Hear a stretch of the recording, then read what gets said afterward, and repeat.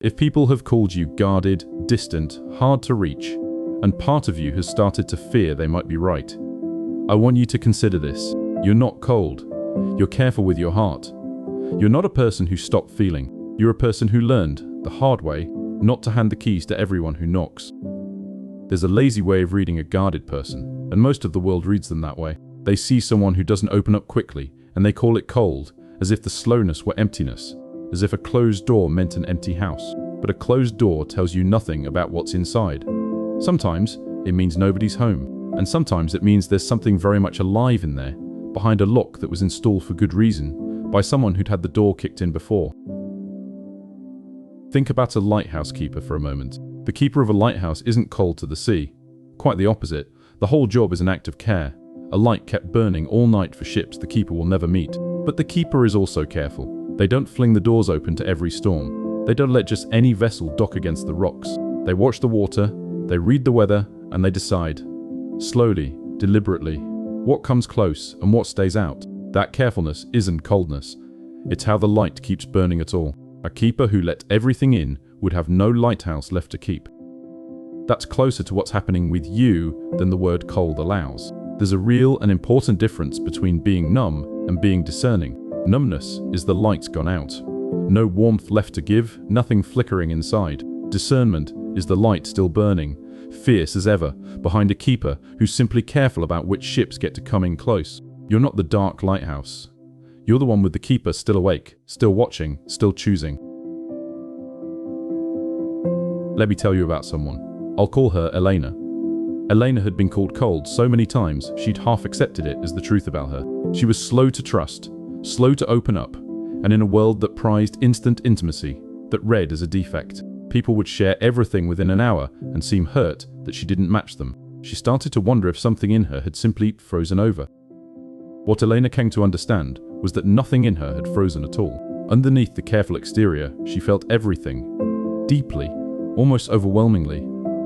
The carefulness wasn't the absence of feeling, it was the presence of a heart, so capable of feeling that she'd had to build a lock to keep it from being trampled by people who weren't careful with it. Her turn wasn't learning to fling the door open to everyone. It was learning to recognize that her slowness was wisdom, not woundedness, and then choosing, deliberately, to open the door wide for the few who proved they'd be careful with what they found inside. She wasn't cold. She was a keeper, finally trusting her own hand on the latch.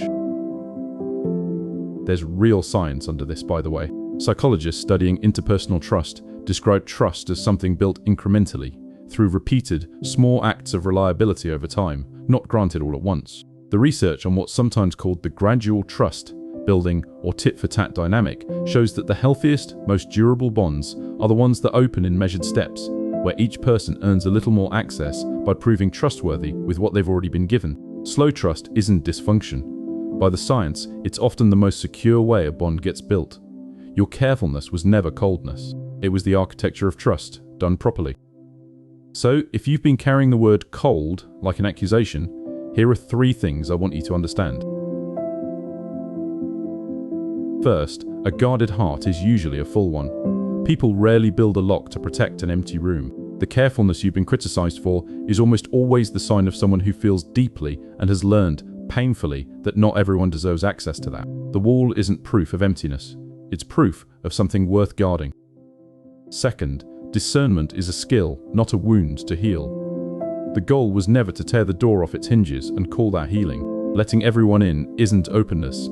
It's just the loss of your judgment. The keeper who chooses carefully isn't damaged. They're wise. The work isn't to stop being careful.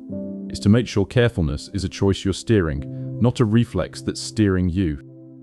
Third, the right doors should still open, slowly, but really. Carefulness curdles into coldness only when no one ever gets in, when the lock stops being a filter and becomes a prison. The aim is a keeper who watches the water, and then, for the ships that prove themselves, walks down and opens the door all the way. Guard your trust. But let the proven ones in. The light was always meant to warm someone. So stop letting the world mistake your carefulness for a frozen heart. You were never cold. You were a keeper of a real and steady flame, careful about which storms you let near it. The writer, Antoine de Saint-Exupéry, once said that it is only with the heart that one can see rightly. What is essential is invisible to the eye. The people who called you cold were looking with their eyes, in a hurry. You were always looking with your heart, which takes longer and sees far more. That's not a flaw to Thor. That's a flame to keep tending. You were never cold. You were just careful with your heart. A keeper watching the dark water, told you'd frozen over by people who never earned the door. Keep watching. And when the right ones come, the careful ones, the proven ones, walk down and open the door all the way.